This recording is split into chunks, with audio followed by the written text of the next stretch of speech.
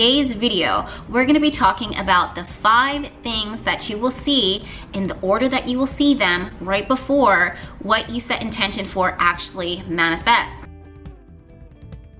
The first thing that you will notice right before or right as something is about to manifest, what actually gives it the power to allow it to manifest, is an extreme, I don't want to say extreme, but a really strong sense of excitement and enthusiasm. The reason why this is because your spirit, your soul, your higher self gets so stoked at the fact that you finally found the thing that it is that it's been wanting and calling out for. Not only have you found it, but you found it at the right time, so your spirit will soar. It's really important that you take that excitement and you take it seriously, because a lot of people will actually see and feel that excitement and just kind of like poo-poo it. They'll put it off to the side, or they'll allow distractions and other things in their everyday life to pull them away from the thing that sparked joy and pleasure and excitement in their life. In order for something to actually manifest, you have to feel it in your bones, deep in your bones, that it is yours, that it's meant for you. And as soon as your soul and your spirit recognizes it as truth, naturally it gets excited. You'll then take that energy, that enthusiasm, that excitement, you'll channel it, you'll write it down. Then you'll find that talking about it, maybe even out loud to yourself or to friends or to a stranger, gets you even more excited, because your spirit's like, yes girl, or yes boo, you got this, this is yours. Now that's the first thing that you'll notice right before something manifests. The excitement, there's kind of like a brooding phase. That's what I'm gonna call it. This is when the energy around you really starts to get quiet. And for some people, that's when things can get a little weird. Because you had so much excitement when you originally set the intention, and when you originally felt the resounding truth that this thing truly is going to manifest and that it is manifesting, the silence and the quiet can be the freakiest part of the journey and of manifestation, because you're like, did I do something wrong? How come I don't feel that same excitement anymore? Do you remember how I said in the beginning that it's the excitement that kind of sparks and ignites the energy to kind of draw in and pull in what is that you're going to manifest? The reason why that is because that is masculine energy. That is the act of doing, because masculine energy wants to do. You may have not seen with your own eyes the physical, actual material manifestation, but before you can do that, that thing that you're so excited for, that thing that you want and ignites you, has already been created. When your spirit senses that and picks up on it, it then sends a signal to your intuition, to your higher self, to ask you to ask for it. So masculine energy is the first thing to arrive, because he says, okay, I'm gonna roll my sleeves up, let's do what we gotta do, because that's what masculine energy wants to do, is to do the do. What do I have to do?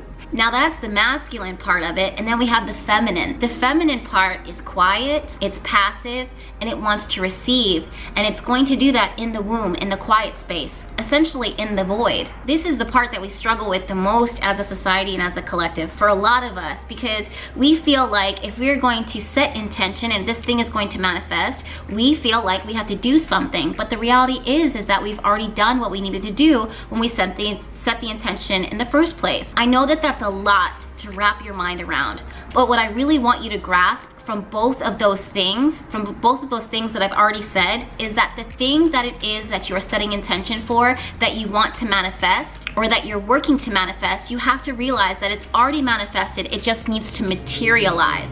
That's why number 1 is the actual excitement that it is that you feel, and then you feel that call and you respond to it by actively doing. Once that excitement is felt and that intention is put out there, that's when we go into the void, the quiet, the silent, the stillness, and we allow ourselves to receive. That quiet space is so important, because it's in that quiet space that there's a void and emptiness. The universe senses this and then works in order to fill it. When it pours masculine and feminine energies in, those two separate entities come together and something will be created and be physically born into our reality and actually materialize. When that thing actually starts to materialize, that is going to move us on to step number 3. Now, this is when something actually is being created and we can stir ourselves back to life again. And how we'll know that this is what's happening is because this is inspired action. All of a sudden, we're creative, we're inspired, we feel like, oh, I'm just gonna go here because I want to, because it's fun, because I feel called to. That inspired action is a direct result of the first step, which is the excitement, the second step, which is the void. And because of those two things, something is created, you sense it, you're open to it, and you respond to it. The universe will then help to direct you and move you if you're allowing yourself to flow. However, if you are rigid and too stern and structured in your thinking of how things should be or could be or the way that they will manifest, you're gonna lock yourself up and delay the process. That is a person who is uncomfortable in the void space, in the feminine energy, in the art of receiving.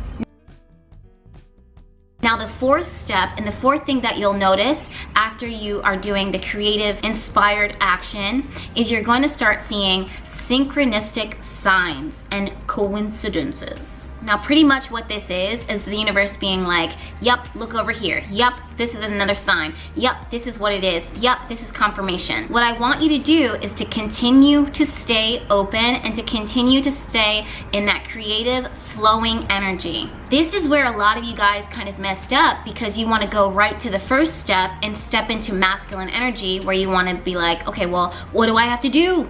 I received this synchronistic sign. I received this confirmation. What do I do with it? That's very masculine energy. You want to stay in a space of balance so that you are allowing your energy and your creative sparks and the universe to flow through you to guide you. Stay in that void space. Stay in the openness.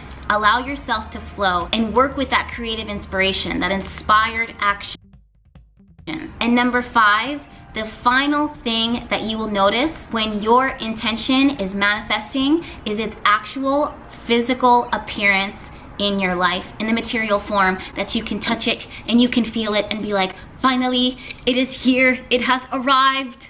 It manifests, it's there, it presents itself. I'm telling you guys, this is what it's like. Anything that you're setting intention for will manifest. It's like a cycle. We see it again and again. And the only thing that will ever truly trip you up is essentially kind of yourself. When you start fighting the flow instead of going with the flow,